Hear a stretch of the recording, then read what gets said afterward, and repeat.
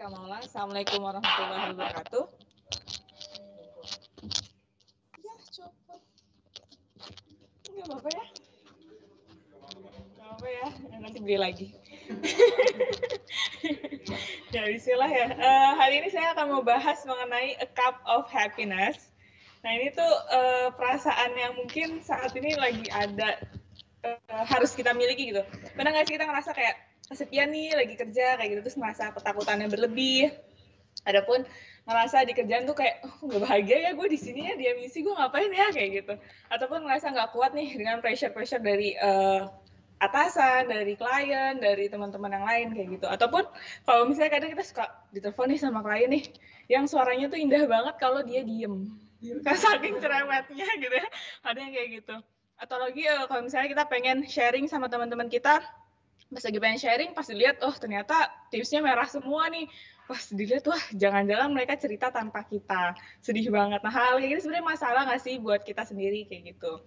Nah ini akan kita coba bahas bareng-bareng. Nah di sini saya pengen ilustrasiin sama ceritanya Robin Williams. Saya emang nggak begitu suka nonton film, tapi kalau film Jumanji saya lebih dari sekali nonton. Jadi si Robin Williams ini mungkin teman-teman ada yang tahu tuh, yang dia datang ke hutan gitu ya, terus udah tua lah kayak gitulah gitu. Dan beliau itu ternyata komedian, dan dia juga punya filmnya tersendiri gitu, film dokumenternya.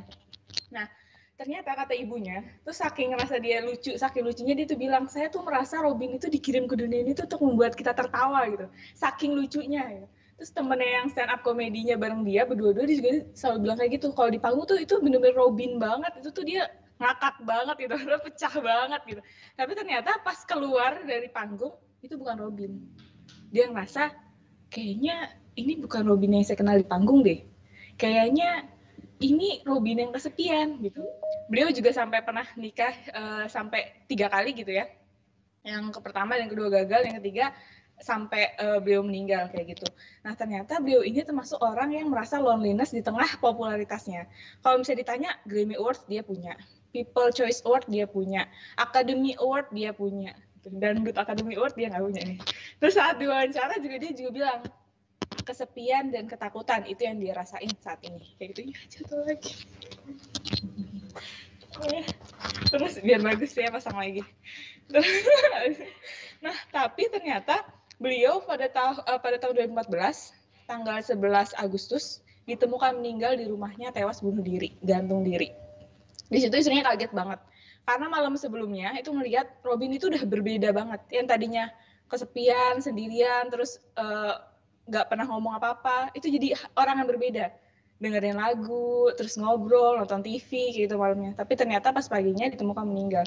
Ternyata Robin Williams ini meninggal saat dia menyerah untuk perjuangannya melawan penyakit-penyakit. Ternyata dia punya penyakit kejiwaan, sampai di film terakhirnya yang Night at Museum, dia sampai telepon sama sutradara, kalau misalnya saya nggak bisa nih ngafal naskah, saya mau menyerah kayak gitu. Dan yang lain-lainnya juga kayak talk show-nya juga akhirnya diberhentikan karena dia ngerasa bahwa saya udah nggak bisa lanjut, saya merasa saya kesepian. Ini kita break dulu apa gitu ya, kita break dulu ya Azan ya.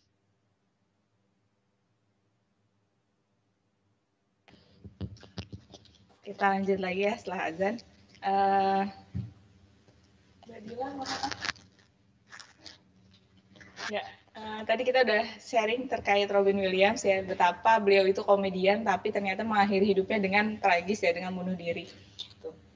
Jangan sampai nih kita konsultan saking stresnya, wah udah deh kayak gue harus terjun nih dari lantai 7 gitu, jangan sampai kayak gitu. Nah caranya kita harus ini nih, kita harus mengelola happiness kita kayak gitu.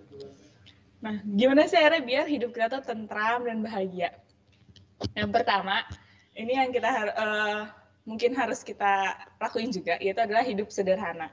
Dulu kalau di kampus tuh sering dibilang, Dwi kalau hidup lu tuh harus bersahaja. Apaan sih bersahaja gitu kan, nggak tahu bersahaja. Pokoknya kalau lu punya mobil ya lu pakai mobil nggak apa-apa. Kalau lu punyanya cuma motor ya lu pakai motor gitu. Kalau misalnya lu nggak punya motor ya udah lu naik angkot aja kayak gitu. Jadi hidup sesuai sama kemampuannya, dia bilang kayak gitu. Oh oke Kak gitu. Dulu sempat sampai digituin. Jadi ternyata jangan pernah kita menuruti gaya hidup yang nggak terjangkau dari kemampuan kita. Atau kalau kita sering jangan sampai besar pasak daripada tiang. Itu kan benar kita hafalin dari SD ya. Nah, sekarang kita coba terapin hal itu kayak gitu.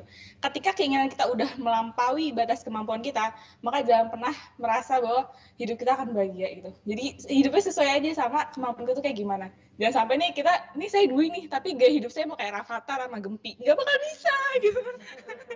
Jadi ya udah hiduplah sebagai Dwi kayak gitu. Jangan sampai kayak pengen yang lain kayak gitu. Sesuailah sama kemampuan kita. Itu yang pertama.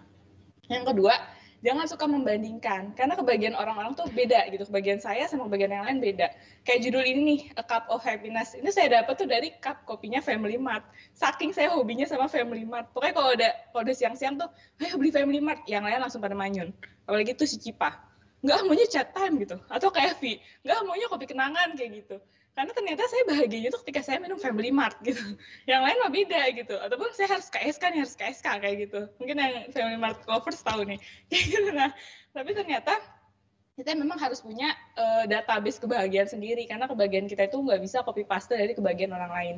Mungkin ada orang yang bahagianya, oh gue tuh bahagia kalau gue bisa nongkrong di coffee shop selama berapa menit, kayak gitu, berapa jam atau berapa hari kayak gitu. Tapi ada juga yang enggak, bahagia gue tuh kayak Natasha, gue tuh cerita gitu. Ataupun enggak, bahagia gue tuh harus keluar, harus ada aktivitas outdoor, misalnya bersepeda dan segala macam. Jadi masing-masing orang punya kebahagiaannya sendiri. Jangan membandingkan ataupun jangan pengen mengikuti karena belum tentu sama kebahagiaan kita sama kebahagiaan orang lain. Nah, yang ketiga, itu kita harus rajin bersyukur. Nah, ini tuh materi yang didapat pada saat compliance lagi ngadain games yang disponsori oleh Mbak Meda. Terima kasih pada Mbak Meda. Nah, terus, nah di sini tuh pada saat selesai games tuh kita udah senang-senang, udah segala macam. Terus akhirnya saya tanya ke Mbak Wila sama Karisma. Terus pertama saya tanya ke Mbak Wila, Mbak gimana sih Mbak caranya biar kita tuh bisa produktif walaupun kita tuh WFO gitu, walaupun kita berjauhan, walaupun kita berjarak sih. Terus kata Mbak Wila, kita harus banyakin bersyukur karena di luar itu banyak banget yang kena PHK. Pada saat saya dengar itu saya belum relate gitu. Masa sih banyak yang di PHK? Kayaknya masih aman-aman aja. Tapi ternyata sekarang ini saya dengar banyak banget kesedihan-kesedihan dari karyawan-karyawan yang lain kayak gitu ya. Ada teman cerita katanya di perusahaan lain, begitu dia datang ke kantor udah semangat mau kerja gitu ya, mau nyelesain assignment, ternyata di mejanya udah nggak ada laporan, nggak ada laptop, laporan dia segala macam udah nggak ada, udah bersih. Pas ternyata dia disuruh ke HRD, bilang karena kamu tuh udah selesai gitu, kamu tuh udah diberhentikan secara sepihak deh sama perusahaan kayak gitu. Sedih banget ya, semangat mau kerja, izin salin mau kerja, tahu-tahu pas sampai kerjaan, oh saya udah bukan karyawan di sini kayak gitu. Ataupun kemarin seorang bapak yang cerita, kalau misalnya tuh di perusahaannya dia tuh sampai kayak dikumpulin gitu, kayak upacara semuanya dikumpulin, semuanya diabsenin, ternyata yang diabsen itu diberhentikan kayak gitu. Oh sampai segitunya. Bahkan yang tetangga-tetangga saya, saudara saya yang emang kerjanya udah lama, udah kayak udah settle banget nih, tapi ternyata juga diberhentikan juga gitu. Jadi asal comot aja berhentiin ya kayak gitu. Ternyata oh lalai banget ya saya untuk bersyukur. Ternyata memang di luar sana banyak banget yang mungkin meminta-minta, mohon-mohon untuk bekerja, tapi kita yang udah bekerja malah jadi nggak produktif, malah kayak iya apaan sih ini klien, itu diri banget ya. Ini segala macam gitu. Jadi kita harus benar-benar bersyukur. Nah, yang keempat, kita harus menyibukkan diri. Ini Dwi agak mau membahas tentang hadis gitu ya, karena ini seru banget hadisnya. Hadisnya dari Tabrani, manusia yang paling dicintai Allah adalah yang paling manfaat bagi manusia lain. Ini sering juga kita dengar ya dari Pak Sugi ya. Terima kasih Pak Sugi. Terus habis itu, adapun amalan yang paling dicintai oleh Allah adalah membuat muslim lain bahagia. Itu yang pertama. Yang kedua, mengangkat kesusahan dari orang lain. Yang ketiga, membayarkan utangnya. Yang keempat, menghilangkan rasa laparnya. Terus Rasulullah juga bilang, sungguh aku berjalan bersama saudaraku yang muslim lebih aku sukai, lebih aku cintai dibanding aku beriktikaf di masjid Nabawi kayak gitu. Jadi ternyata di Islam pun kita diajarin untuk sharing kebahagiaan. Ketika orang lain bahagia, kita akan bahagia. Ketika kita membuat orang lain bahagia, kita bahagia. Ketika kita mengangkat kesusahan orang lain, kita juga bahagia. Membayarkan utangnya, kita bahagia. Order GoFood buat dia juga kita bahagia kayak gitu. Jadi harusnya kayak gitu. Ketika kita stres, frustasi, maka kita bisa menyibukkan diri dengan kebahagiaan orang lain kayak gitu.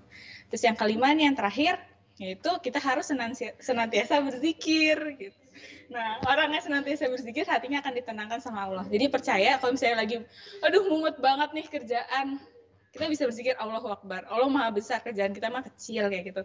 Jangankan membolak-balikan nasib kita, menjungkir balikan dunia pun mudah bagi Allah. Jadi jangan sampai kita terlalu banyak meminta sama HRD misalnya. Duh HRD, harus kayak gini dong, kayak gini. Tapi kita lupa minta sama Allah. Terus kita misalnya curhat banget nih sama si Natasha, gue mau bercerita nih, gue mau mengaplikasikan apa yang bilang kayak gitu. Terus saking ceritanya banyak banget sama Natasha, tapi lupa cerita yang banyak juga sama Allah kayak gitu. Lebih banyak cerita sama orang dibanding sama pencipta kita. Kalau dulu Bu Is yang sering dengar kajiannya Bu Is nih setiap hari Jumat di MUC Building, Bu Is selalu bilang, kalau kita harus selalu berzikir, setiap langkah bisa jadi zikir. Setiap langkah subhanallah, lagi nyapu subhanallah kayak gitu.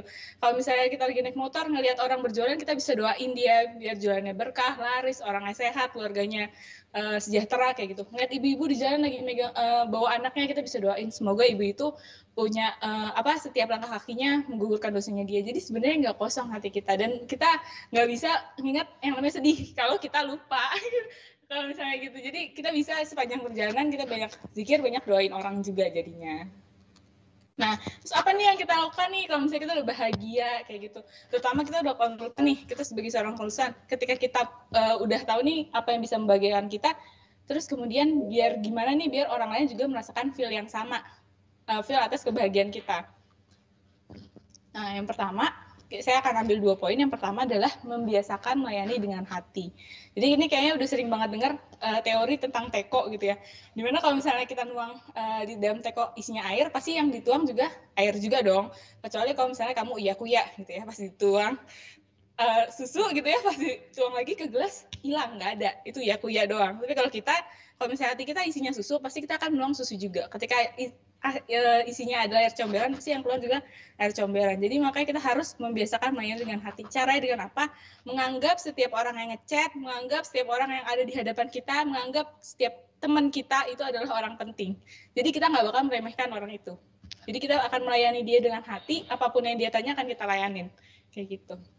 Dan yang kedua nih, kita udah bahagia nih tadi.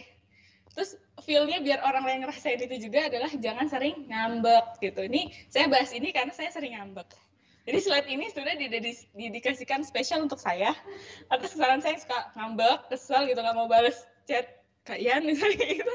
Atau kan Kak Lisco kayak gitu. Padahal saya yang salah. Nah itu heran banget. Nah penyebabnya ternyata ada 3 nih ketika orang itu sering ngambek. Yang pertama itu karena egonya terlalu tinggi. Jangankan hal yang besar dan strategis, remeh-temeh, receh pun akan bikin marah gitu, akan bikin ngambek kayak gitu. Nah, orang yang egonya tinggi juga nggak akan mementingkan diri sendiri. Pun itu ketika dia menolong orang lain, pasti dia juga kan, karena di situ gue punya kepentingan, gue di situ punya dividen terselubung lah kayak gitu ya kalau bahasa compliance-nya gitu ya.